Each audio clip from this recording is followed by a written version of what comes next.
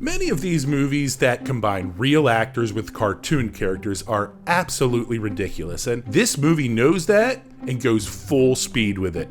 And I have to respect that. I'll let you know my overall thoughts and, more importantly, what my 9-year-old thought in this spoiler-free review of Sonic the Hedgehog 3.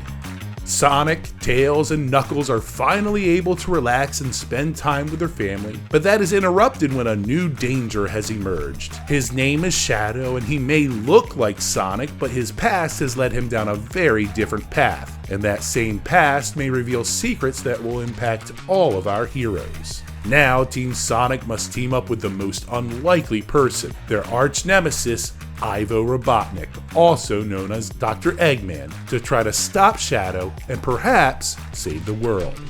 The first scene of Sonic 3 shows Shadow escaping a high-security prison off the coast of Tokyo, and I have to admit it looks pretty doggone cool and it's quite exciting. If I was a kid, I would have been hooked. The next scene brings us back to our familiar heroes having a picnic, and it looks terrible and is over-the-top goofy. That is what you're in for the next 2 hours of Sonic 3. A back and forth story that seems pretty cool at times and at other times makes you dumber for having experienced it at all. This is a movie that is so silly, so simplistic, so second rate that it should have been an absolute disaster. However, everyone in this film understands the assignment. From the filmmakers behind the camera, to the voice actors recording in some studio, to the actors on screen. Everyone is participating in the self-deprecating humor, whether it's an actor playing two characters and acknowledging it by breaking the fourth wall, or terrible puns such as calling a spider character a rack nerd, or characters coping with drama by making avocados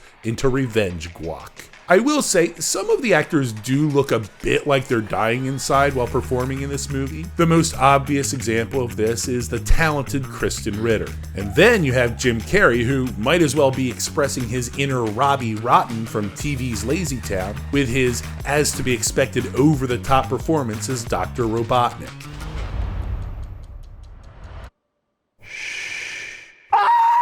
And then you have heavy hitters like Keanu Reeves and Idris Elba bringing their talents to voice some key characters. This movie is just so difficult to quantify. Visually, I think the action sequences look pretty good, kind of like a kiddie version of John Wick with all the neon primary colors leaking through all the night scenes. The textures of the animated characters look tangible to the point that I couldn't tell if they were puppets in certain scenes, and this does not translate to the trailer. It looks much better on the big screen.